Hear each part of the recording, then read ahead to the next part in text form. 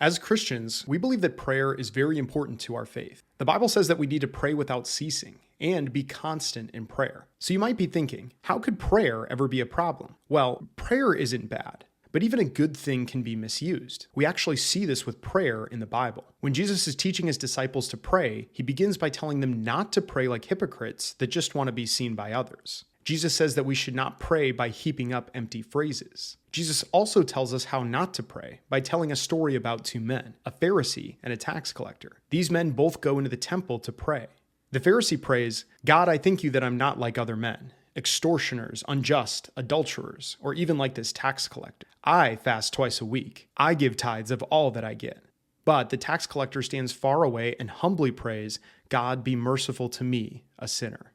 Both of these men pray, and prayer is good, but Jesus says only the tax collector went to his house justified. So even though prayer is good, the Bible is clear that prayer can also be misused. This is true for us today as well. We can also misuse prayer. Imagine you were holding a gallon of clean drinking water, and you saw someone in front of you who hadn't drank in 3 days and was dying. Imagine if you prayed, "God, please provide water for this dying person," and then you walked past them and went on your way without doing anything. Was it wrong for you to pray?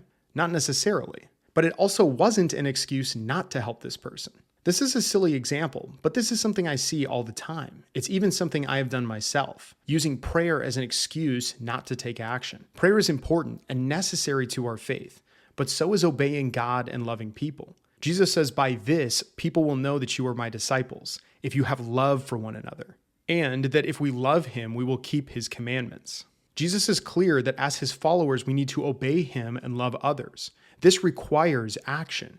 This is why the letter of James says that without works, our faith is dead. If we are following God, it will always lead to action at some point. Because of this, prayer and action should go hand in hand. Jesus helps us to understand what this looks like by making an analogy. He says, "I am the vine, you are the branches.